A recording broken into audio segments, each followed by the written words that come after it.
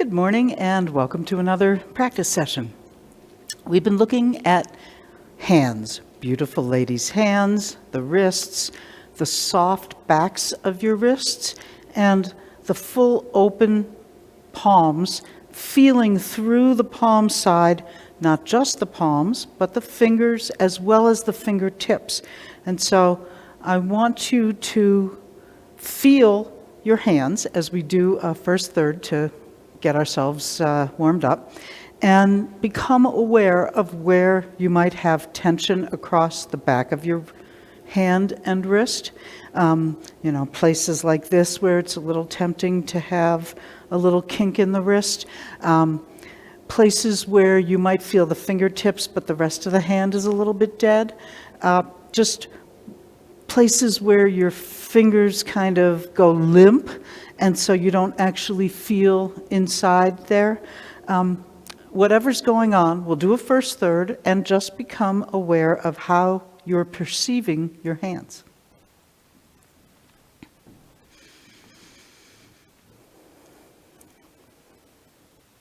And begin.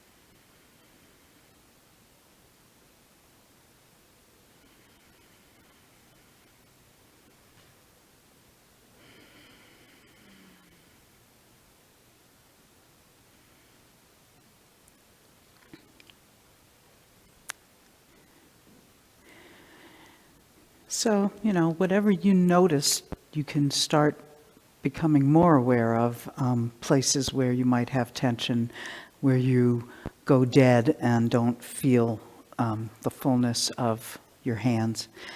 I want to look at a couple places that are, I think, interesting. One of them is the ball of air position. So, we make the ball of air with either hand on top, so go ahead and make it with either hand on top. And, feel what's happening in each hand. So become aware first of your bottom hand and feel the softness across the back of your hand and the fullness and perceiving qualities of the palm side of the hand. The fingers, the palm, fingertips, the whole thing. And then notice, is it getting a little bit kinked from this nice straight line that goes through from the arm out to the middle finger? So feel this bottom hand a little bit, and then bring your awareness to the top hand. Now, the ball does not mean you have to hold a ball. It refers to the relationship between the two palms. So when you think ball of air, rather than thinking round particularly, your arms will have a rounded quality to them, but think about the hearts of the palms aligning. And chances are you can find that place, even if you close your eyes and wave your hands back and forth until they line up. You can find that place where the two palms line up. Now, bring your awareness to the top hand. Is there a little bit of tension across the back of your hand? See if you can let it go. When you let it go, do you lose the feeling on the inside of the fingers? Does it kind of go limp? So get your ball in a good shape, top and bottom hands. Notice places where you kink, notice places of tension, and then can you let the ball expand and contract? Can it get bigger? Can you flip it and turn it over? And still feel that quality of the ball of air. The fingers, all across the inside of the fingers. Even as you're lining up the palms, you want to feel the whole hand. And then notice if you lose the fingers and just go to the palm. See what that feels like. Just kind of forget about that place along the inside of the fingers and play with the ball a little bit like that. And then bring some awareness, not tension, but awareness, feeling awareness to the whole hand. And then feel the backs of your hands and notice what happens to the inside, palm side of your hands when you bring your awareness to the backs, and how much that changes the feeling. And now get the feeling back in the palm side. And let's just do a little bit of ward off left, ward off right. You know that little loop that we like to do. And you'll have a lot of opportunities to go in and out of ball of air and ward off. So from ward off left, you got your ball of air. Ward off right. Let your right hand become the top hand, make a ball, and back to ward off left.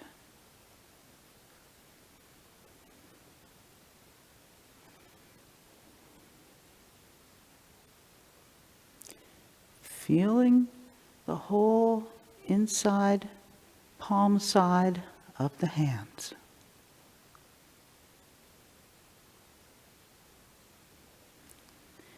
Feeling the wrists,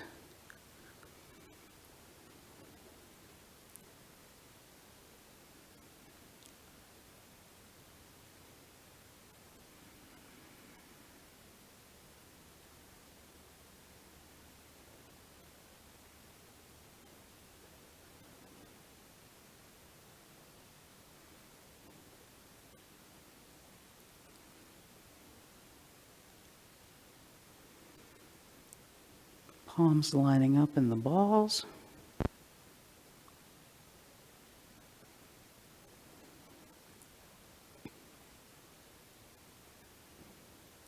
When you come in to ward off left, what's happening to the hand that goes down? It's really tempting at that point. And then at ward off right for the inside hand to have a little bit of tension running across the back of the hand.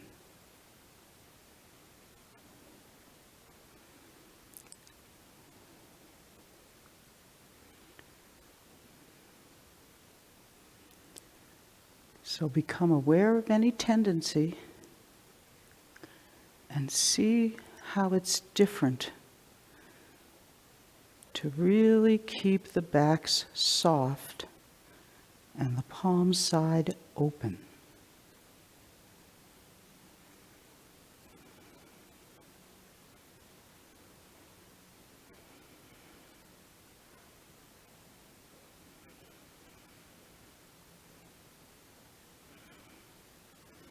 And when you get to ward off left again, stop there and hold the posture a moment. And feel what's happening. Sometimes I have a tendency to let my hand do this. So, getting that sense, check out your ward-off hand and see if you've got a nice open conduit line or if there's a little bit of a droop happening right there. And notice the difference. Feel the droop and feel it open. What about the bottom hand? Tendency to do a little bit of a kink at the wrist. So see what your whole arm has to do different to put your hand where it needs to be without bringing tension across the back of your wrist. And then let's go on to ward off right.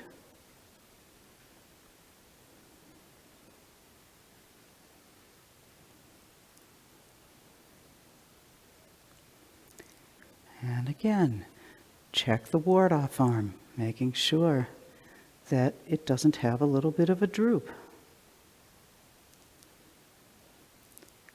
And the inside hand, making sure there isn't a little bit of a kink there.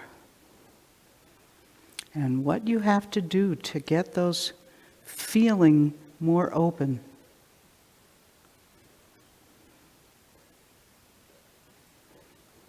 And rest your legs.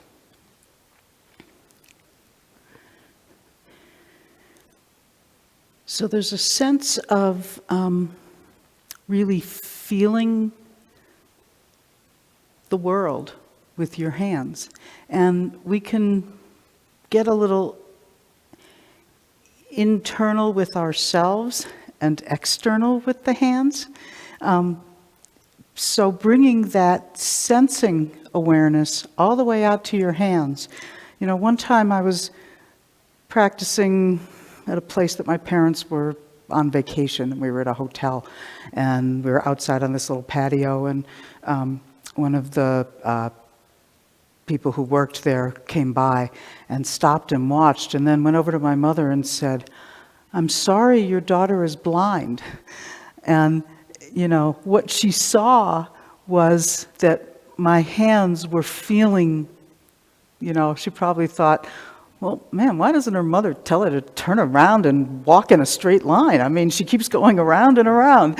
But that quality of, you know, a little bit of braille on the world, on the air, that's right here, right where your hands are, it changes how you perceive what you're doing and what's out there. So let's do another first third with all of that in mind after having just looked at all those little details in the ward-offs. You can bring that same level of awareness to all the rest of the moves. So we'll do a first third and give it another shot.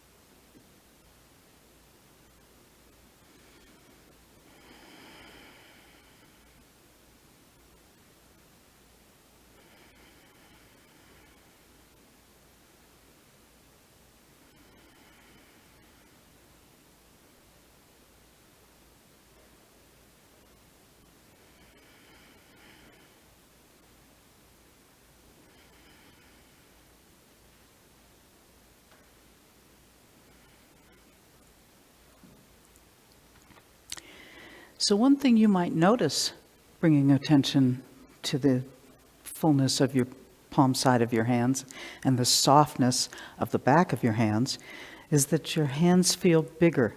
I mean, I have little hands, but doing the form, it's almost like I'm wearing big baseball mitts or something. I feel like my hands are a lot larger, not just in dimension, but also in volume. So the space between here and here suddenly becomes larger as well. So what happens when we do something like making a fist?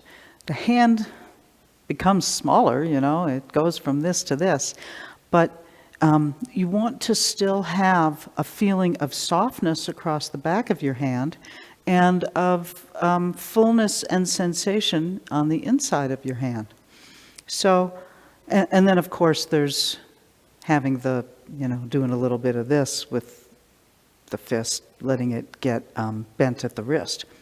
So let's do a little shaking out of the hands so that we're going to come to it with a nice, soft, open, so, palm side up, you can shake it, and you can do it palm side down and let things spin around the wrist, kind of really open all that stuff up, and then you can let them go pinky side down as if you're flicking water off your fingers. Get them to really be loose and open. And then take your right hand and make a fist. So as you make the fist, you want to still feel the inside of your fingers. So bring the fingers in, and what closes it off is the thumb. So I can have my hand kind of soft and loose and a little spacious, and I'm not squeezing the tiger's eye, but when I bring the thumb down across those two fingers, it closes the tiger's eye without making there be a lot of tension across the back of the hand. So notice how the thumb is an integral part of getting your fist to be soft with the tiger's eye closed. And then become aware of what's happening across the back of your hand. And if you do any clenching at all, go ahead and do some clenching. And notice where that takes your attention. Brings it across the back of the hand, and what do you feel on the inside? Now, get it back the other way. Softly, softly, softly, bringing your fingers toward your palm, and then letting the thumb come down to close it off. And anybody who's ever practiced an art where you actually punch things or people will know that you never want to leave your thumb out like that. That's really dangerous, and it takes away from the efficacy of the punch. Let your thumb come down, gently closing off your tiger's eye, and then notice what happens in the wrist. Do you have a tendency to bring it into a different orientation? So let's do just step, parry, and punch a few times, and try to really feel the inside of the hands still having awareness, the backs of the hands being soft, the thumb coming gently across the first two fingers so that it closes off your tiger's eye. You've got your little critter. You don't want to squeeze it to death, and you don't want to let it out. So let's take it from the second brush knee. So as you get into the second brush knee, relax the wrist and the back of your hand on both hands. And go.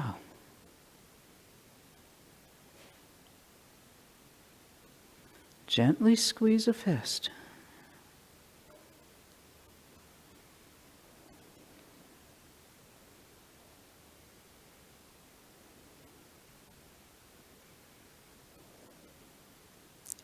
And punch.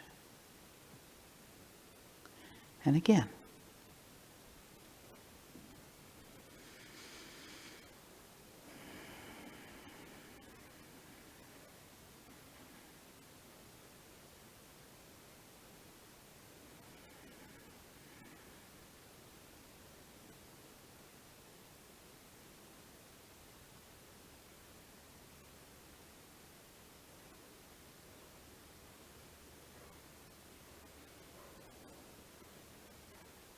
And another time.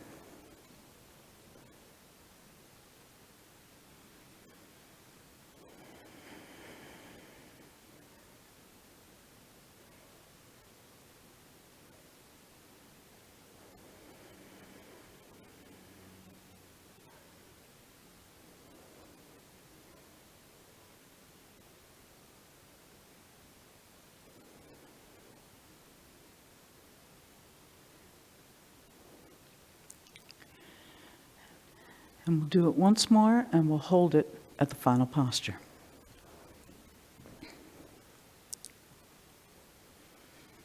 Go.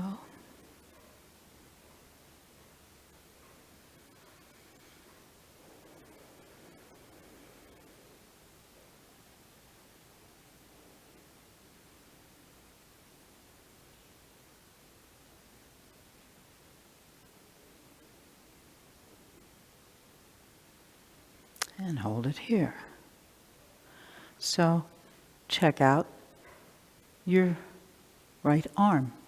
Is the arm bone coming right to the middle knuckle? Or is there a little bit of a kink?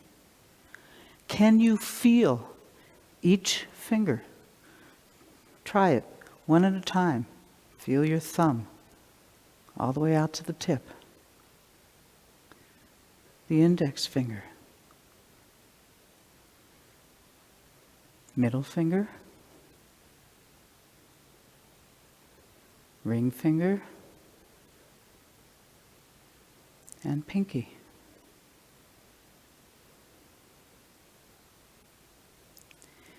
Is the back of your hand soft? Is your thumb softly closing your tiger's eye? Rest your legs. You know, Jane used to always give us the description, gently squeeze a fist. Whenever we were going into this move, her words were always, gently squeeze a fist. And gently. That's one of the ways that you're going to avoid the clenching that tends to take away the sensation on the inside and put tension across the back. So I think we can swap, and I'm going to leave you with that word, gently. Let your hands move gently through space. Hands. So, you know, Beautiful Lady's hand tends to be the basic instruction that we give.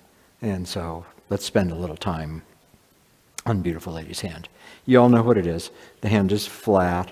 There's one line running up the forearm out to the tip of the middle finger. The thumb is pointing in roughly the same direction as all the other fingers, rather than off doing its own thing. Ben would always say in ward off, you can see all 5 fingers, not just 4 fingers, so the thumb isn't collapsed in.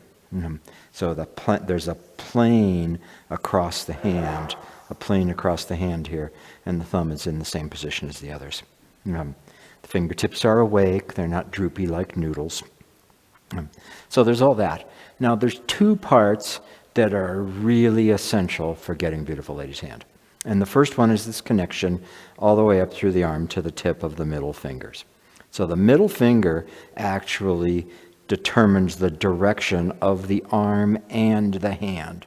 The word shou in Chinese, which is hands, also includes the arms. And so you hear people talk about Beautiful Lady's hand, Beautiful Lady's wrist, and we would say the wrist isn't part of the hand. But when you're talking about this, it's all one. So you want to have this line running all the way up the arm and out through the middle finger. When it's the punch that Beth was just talking about, then it runs up and it goes through the middle knuckle, because if the finger was there, then it would continue on. So you want to have that. So that alignment of the middle finger with the axis of the arm, that's one of the critical components. So it helps to think about that like there's something that continues through the arm and out the fingers. I often think of it as having like laser beams that come out of my fingers. And if my fingers are droopy like this, those laser beams are weird. I want my fingers to actually have this feeling where it continues out through the fingers. And the thing I like about laser beams is I'm not making fingers like knives, which puts tension in the hands. I'm feeling something flow through it. A more traditional image might be feeling water run through your hands and out through the fingers. So you want to have the laser beams that continue, and the laser beam coming out of the middle finger is pointed where your arm is. And so as and move your arm around, as you do this, feel the laser beams coming out through the hand and going on further. The other critical piece for a beautiful lady's hand is the thumb. And so the thing that happens is when we get soft with our hands, the thumb collapses. The thumb comes in so that it's not in the same plane with the other fingers. And when you first start trying to do that, you're going to feel a real opening happening across the palm here, which may require a little effort. And so the challenge is to do that with as little effort to open it so that the thumb is in the same plane as the other fingers without putting any unnecessary tension in there. One of the symptoms of unnecessary tension is that the thumb will start going off on its own direction, particularly this last joint of the thumb. So really try to have this feeling that they're all headed in generally the same direction. Your laser beams coming out of all of the fingers are, raking across the wall of the room in the same place, not the thumb is on one side of the room while the other fingers are on the other side. So those two things, the middle finger aligned with the forearm and something flowing out through it, and the thumb in same plane, roughly same direction, not collapsed, all that. Those will be what really gives you the feeling of beautiful lady's hand. So I always try to just do one thing at a time when we're working on stuff. So we're going to call this working on beautiful lady's hand because I want you to pay attention to two things. I want you to pay attention to the alignment of the middle finger with the forearm, and I want you to pay attention to the correct positioning of the thumbs. I find that this helps to swing my arms like this. And at the bottom of the swing, as the arms come down, that will straighten the hands out. And so you can really let them go and just kind of toss them down and notice the alignment at the bottom of the swing and then catch that and bring it up, and you should have your beautiful lady's hands. So let's do another first third and pay attention to one thing, which is beautiful lady's hands. And in that one thing, pay attention to the middle finger, laser beam coming out the fingers, aligned with the forearm, and pay attention to the thumb as we go through this.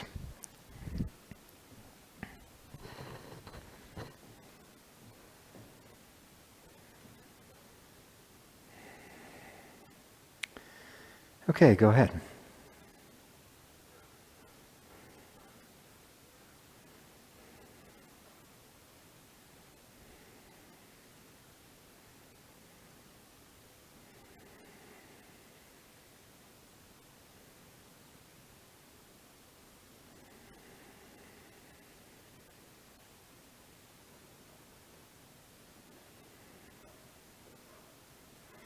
Okay, laser beams engaged. Feel something going out beyond your fingers. And that beam is straight from the forearms.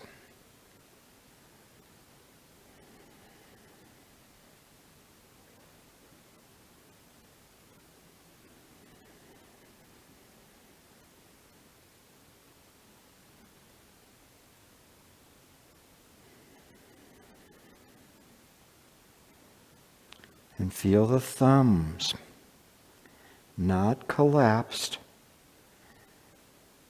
not hitchhiking, you don't have your thumb out. Palm is open.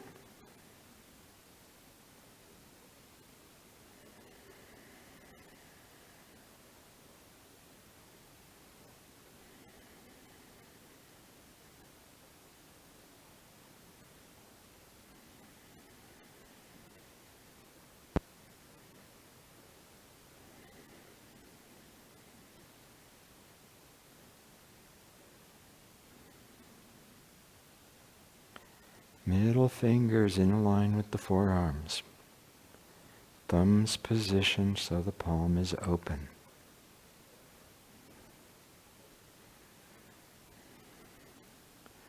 Water flowing through the arms and out the fingers. Laser beams shining from the tips of the fingers.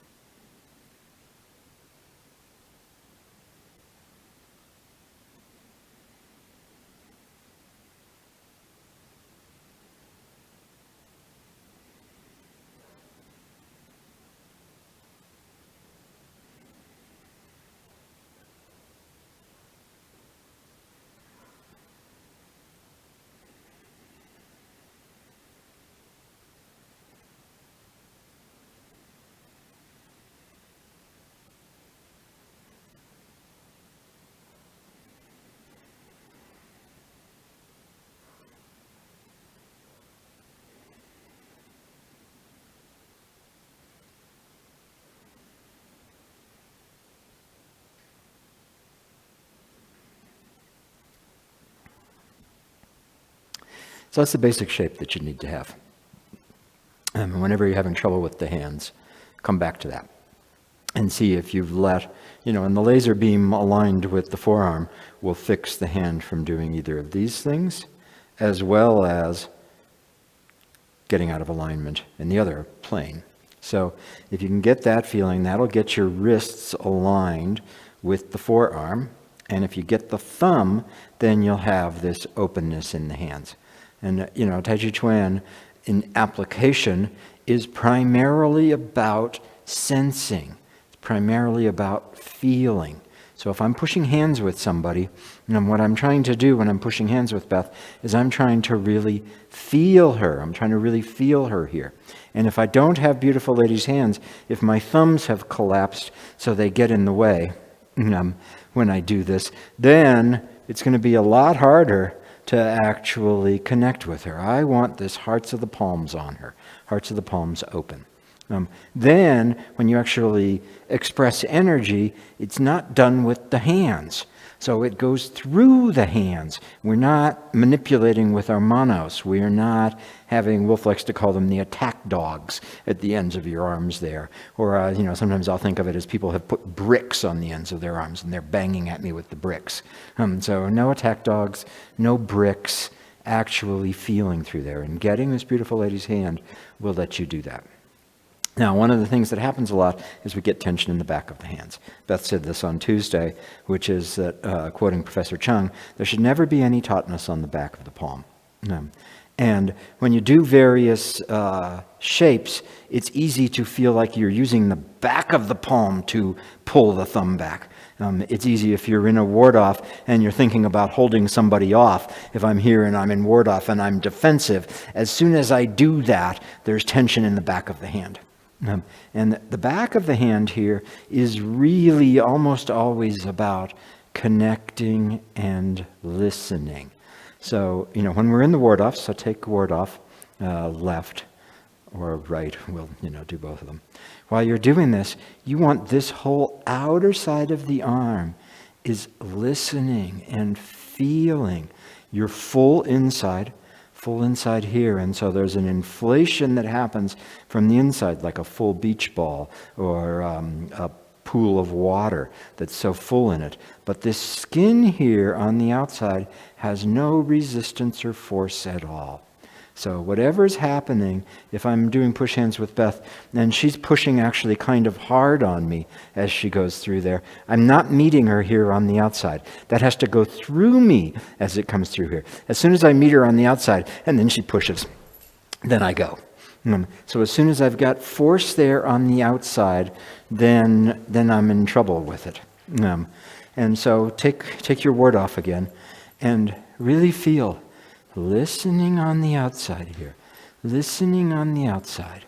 And feel what that does to the back of your palm. Feel what it's like on the outside of the arm.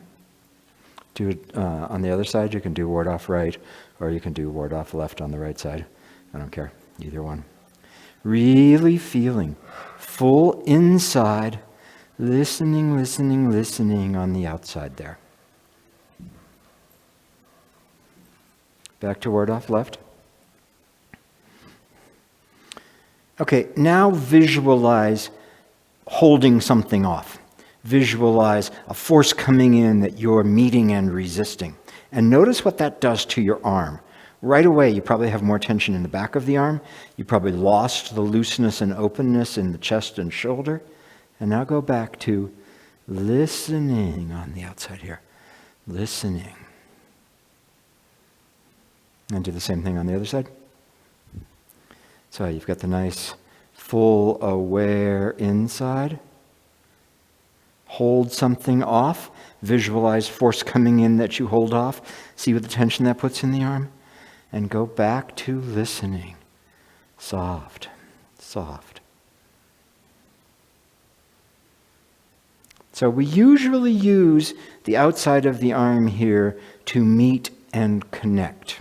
And you do a lot better job connecting with people and meeting what's going on if you can listen and sense. So that's really what you want to be doing with this. This is true right away in press. So take press. When you're in press, if I'm using press, this is the part of me that's touching somebody. Right? When I'm in here and I'm going to use press, here's where I'm actually touching Beth. But I want to have this outer arm of press is listening. The energy, the coin that's bounced off the drum head, the ball that's bounced off the wall comes from the rear hand. So the rear hand is the one that actually makes it go out, not the front hand pushing. So feel ward off and feel totally, press, and feel totally aware and sensitive on the outside here. And now change it, and now think about pushing somebody with your right hand, and see what that does to the arm. Let it come back here. Totally sensitive and aware there. So let's do a round of ward off left, ward off right, up through press. And while you're doing this, really feel those outside of the arm and back of the palm as being antenna, as being a place to listen, to meet and connect, not something that holds anything off or tries to express hard force. So we'll just start. We just did the opening move. Okay, and go ahead. Okay, as you come into ward off left, feel the outside of your left hand soft, soft, soft, soft, soft, listening. And continue.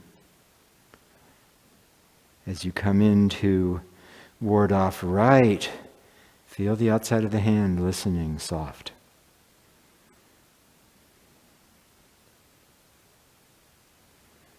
As you come into press, the outside of the right hand listening and soft. And do that again. And I'll do the same thing of changing directions in the middle of it. So I'm facing the camera. Beth will face the direction you probably are. Go. Yeah, we just did the opening move, and go ahead.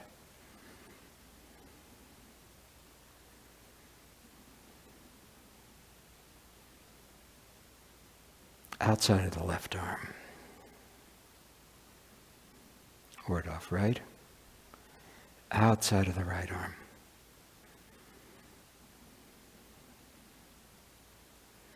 And as you come into press, listening, soft with the outside of the right arm. Great.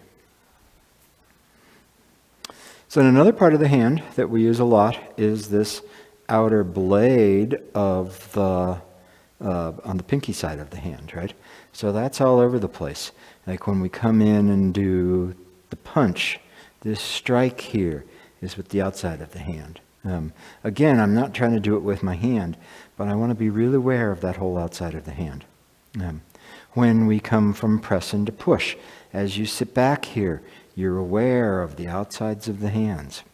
So let's do those two, a time or two, just so I really want you to get this feeling of the outside of the forearm and the pinky side of the hand.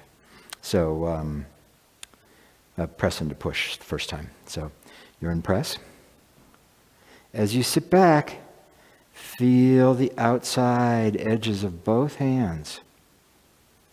And then come into the push. Back to press. Sit back, outside edges of the arms and hands. And back into push. Once more. Sitting back, outside edge of the arms and hands. Back into push. From brush knee, we'll just go up to the point where we've stepped and the hand has come out. And what I'm interested in is as you come across here, really feeling that all the way as you go there. So from brush knee, sit back.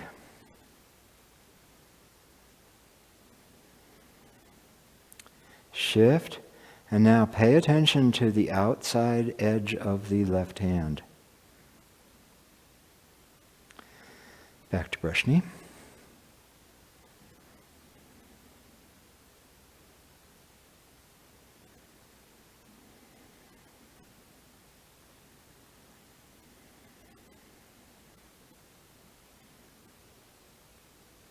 Once more.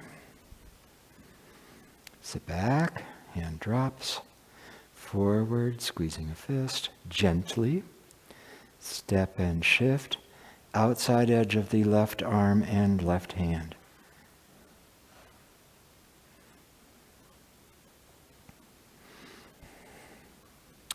So there's the thumb side too, and we don't use that as much. Coming back here from, you've punched, and now you're doing withdraw and push, then you're using this thumb side of the hand.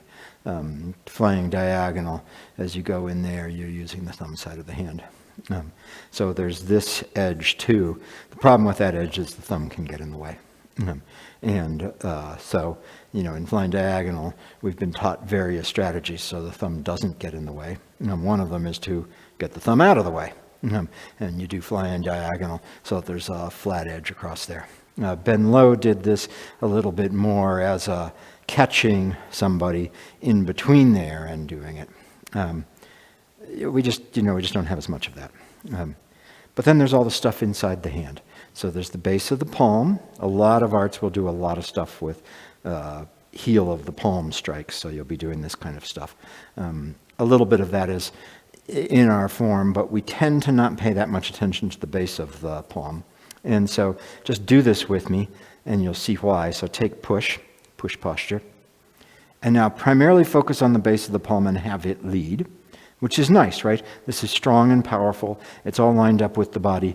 But watch what happens as you do that. Let your hands go back to beautiful lady's hands, and feel the hands, feel all the way out to the fingertips. And now do the palms, and notice that your hands almost disappear. Right, so they're almost not there. This is an important part of the hand, but we tend not to focus on it as much in our postures because you lose the whole hand. So there's the base of the palm, there's the heart of the palm, there's the knuckles right inside the hand, there's the tips of the fingers. And so what you'll find is in different moves, different pieces of those are leading, right? When you're doing golden pheasant stands on one leg, these fingertips are what's actually coming up and striking. You don't have to do the martial arts stuff, but as you do that, you want to really feel awareness into the fingertips. When we do push, it's actually fairly complicated, so I'm going to do that real briefly, and then we'll spend a little time on the opening move because it gets a lot of these pieces going, and then we'll do another form. So from press, sit back, feel the outer parts of the hands. Of course, you're in Beautiful Lady's hands.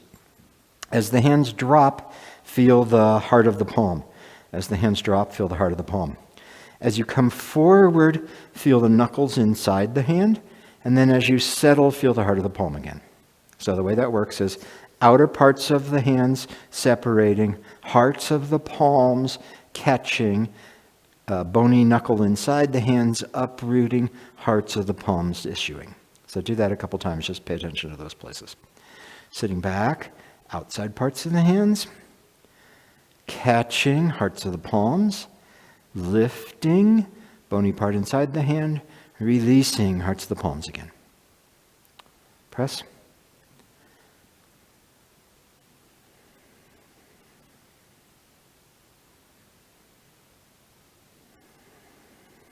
Once more. Sit back, outside parts of the hands have to have Beautiful Lady's hands or none of this will work.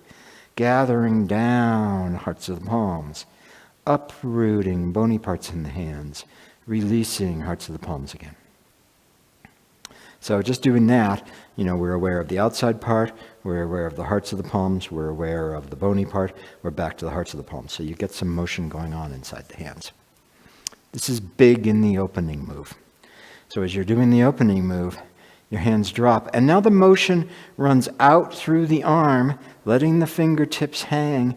And as you come up to the end of the opening move here, feel a fullness that runs all the way across out to the tips of the fingers. As you bring the hands back, totally let everything soften, and then they rebalance.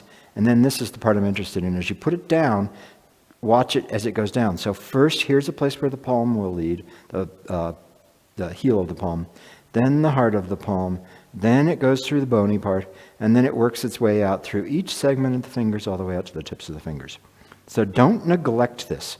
On the way up, you've got an unfolding through the whole arm that needs to reach the fingertips. You come back, we'll talk about this another time, and you rebalance.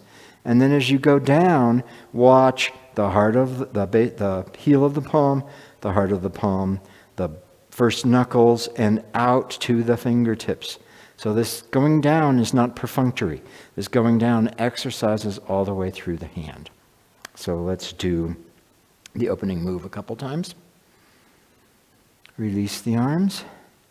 Follow it through the arms, upper arm, forearm, out to the tips of the fingers. Really feel the tips of the fingers. Let everything come back in and let the hands totally soften here. Elbows drop, wrists drop, fingertips awake. And now as you come down, feel the heel, feel the heart of the palm, feel the knuckles, feel all the way out through the fingers to the tips of the fingers. Again, release, inflate out to fingertips, back into the center. Arm rebalances, tips of the fingers pointing up, coming down, heel of the palm, heart of the palm, knuckles, one segment of fingers, another segment of fingers out to the tips. Again.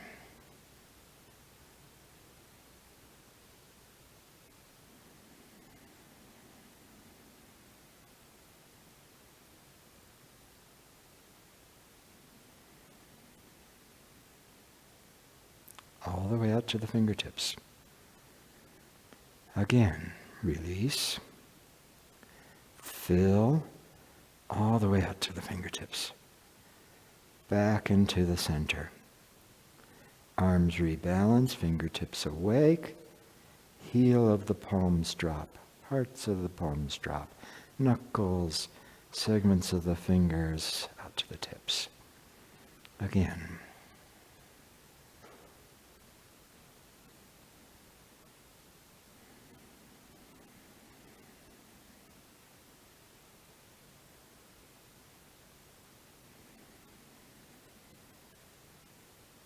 Really reach all the way to the ends of the hands.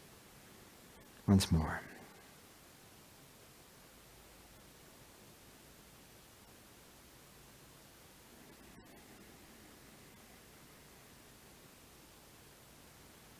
Heels, hearts, knuckles, segment, segment, segment. And take a break. So, we talk about beautiful ladies' hands, and it's kind of a checklist item. Okay, yeah, beautiful ladies' hands, I've got that. But the hands are really complicated, and there's a lot to them. So beautiful lady's hand is opening the doorway into the courtyard. What it does is it enables you to actually start to become aware of and be functional with your hands. The hands are super complicated. One of the most joints and complications in the whole body. And so as you're using the hands, again, you have to have beautiful ladies' hands to start with, but then you want to do all of these other things that we've worked on in today and earlier this week. And so take your time with this and really pay attention to the pieces. We've talked about the difference between the palm side of the hand and the back of the hand. And so you want to really get that where those are real different. They're kind of far away, even though, this is 3/8 of an inch or something. But you want to have that feel like they're pretty far away and there's a lot inside the hands. And we've talked about actually feeling the fingers, not just the fingertips and the palm, but actually feeling all the pieces of the hands as you go through there. I've talked about how to actually get beautiful lady's hand and the importance of the index, the middle finger, and the importance of the thumb in order to get yourself into the shape. We've talked about the function and the parts of the form that pay attention to the different parts of the hand, whether it's the opening move here, working through the heel of the hand, the heart of the palms, the knuckles, all the way out to the fingertips. Push, feeling the outsides of the hands, feeling the heart of the palms, feeling the knuckly part, feeling the heart of the palms. Various things where you're feeling the outside of the hand, the punch, where you're focused on the knuckles here. So there's tons as you go through the form. The focal point in the hands will change a lot. The feeling of the hands as antenna or sensors through which something can flow, whether it's your laser beams or it's water, that doesn't change. So anytime you find yourself forcing the hands, anytime you find a little bit of tension in the back because you're pulling it back, that should set off warning sirens and blinking lights and everything, and return to that feeling of antenna, sensing, awareness, and the shape of beautiful lady's hand. Because it's really likely that you lost it. Obviously I lost it here. But any of the other places where you lose the hands, very likely that you lost that shape. And then when you get the shape back, now you can start trying to feel the internals of it. So let's do another first third. I'm not going to talk. You should have more than enough to pay attention to actually feeling all the hands as you go through there. If it's not more than enough, it's something that you can actually just, oh yeah, my hands, and then you're not actually paying attention. So let's do one more, and then we will call it a morning. Aware of your hands and watching the changes. Go ahead.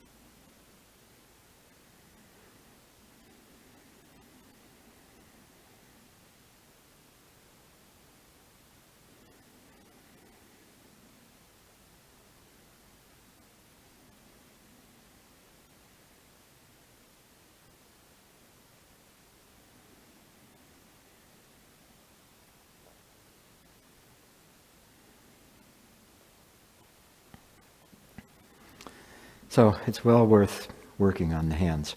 Wolf has said the hands and the wrist are the first gateway into authentic Tai Chi practice.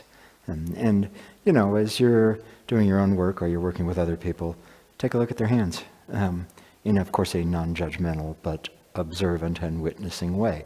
And what you see in the hands will tell you a lot about what's going on. And then, because you are non-judgmental and witnessing, do it to yourself too, and see what's actually happening for you. And we'll see you all next time.